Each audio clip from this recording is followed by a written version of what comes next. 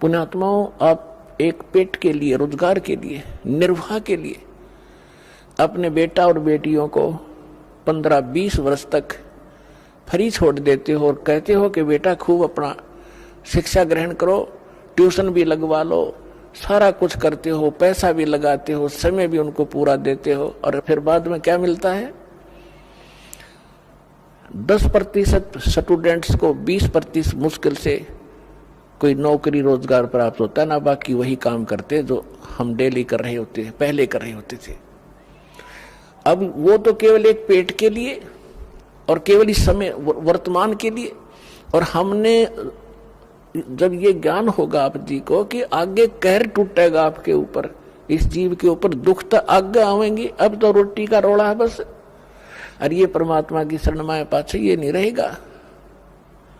ये आप विशेषकर नोट कर लेना, इस समर्थ की शरण में आने के बाद आपको निर्वाह की चिंता नहीं रहेगी, इतना दे देगा, याद रखोगे।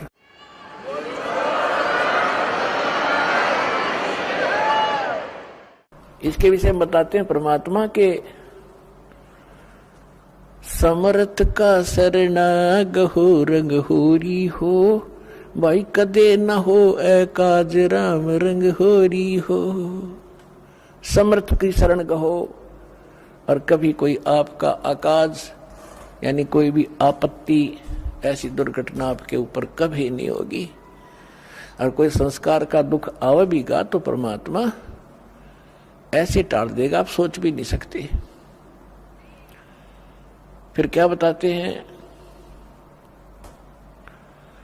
कि जो इस परमात्मा की शरण में आ जाते हैं, जो भक्त संत,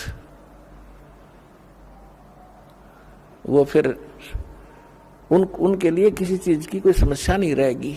आप देखना, जिन भक्तों ने सच्चे दिल से ये भक्ति कर रखी है और जिनको 4, 5, 10 वर्ष हो गए हैं, दास को पता है उनकी उसमें क्या स्थिति थी और आज उनके कितने सुख दे रखे हैं। तो इसलिए इस परमात्मा की शरण में आने के बाद आपके भाग में ना होगा वो भी सुख देगा। ये समर्थ है।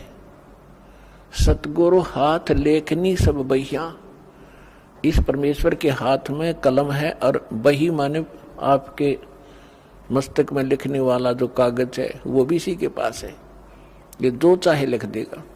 तो इसलिए दास ये प्रार्थना करना चाह रहा था कि आपने इस आध्यात्मिक यूनिवर्सिटी में ज्यादा अटेंडेंस करनी चाहिए, और यहाँ से सीडी वगैरह ले जाके घर अपना बच्चों को दिखावे, रिश्तेदारों को सुनावे, और आप भी घनी अच्छी तरह सुने, तो फिर आपको यहाँ का भी सुख मिलेगा, संसारिक सुख आपको इतने देगा, आपने हाथ जोड़ना पड़ेगा भगवान का आगे, क्योंकि आपको ज्ञान हो जाएगा इस माया का करेंगे कि ये तो हमें डुबो दी गया लास्ट में। इस दास के साथ ये घटा हुआ सा कुछ, तब दास कॉन्फिडेंस से आपसे कह रहा है। तो पुणात्मा इतनी माया प्रारंभ कर दी थी दाता ने देनी, हाथ जोड़ दिया, रोया बैठ के। अगर दाता आप तो कह रहे थे दुश्मन है और ये फिर देने लगे आप, तो बाद में इस नौकरी को त्यागना पड़ा परमात्मा के प्रचार के लिए। तो कहने का भाव ये है कि जिस वस्तु के लिए आप भटक रहे हो, एक रोजगार, रोटी और छोटे मोटे दुख आप पर आए हुए हैं, ये तो छू मंत्र कर देगा आपके, पर करेगा जब जब आपकी सीधी नीयत हो जाएगी।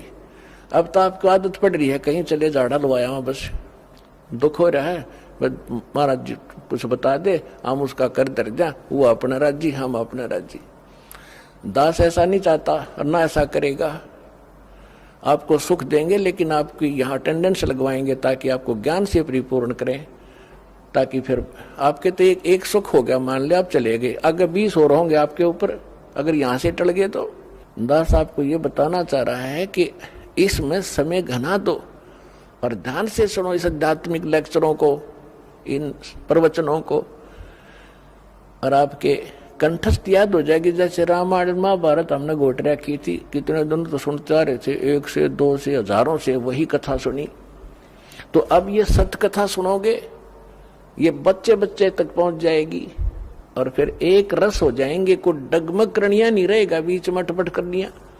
तो आपको जितने यहाँ आते हैं, दास ये चाहता है कि आपको इतना परिपक्व कर दूं इस ज्ञान से कि काल ने जो अज्ञान भर रखा है अन्य समाज में, उसके साथ संघर्ष करो और उनको अपने पक्ष में कर लो। लास्ट में होना पड़ेगा उनको, क्योंकि वो अज्ञान है। हम भी ऐसे डटे खड़े थे उस अज्ञान के साथ में, आज हम रो रहे हैं कि भगवान वो समय खो दिया बेमतलब। तो इसलिए थोड़ा सा ध्यान से सुनना।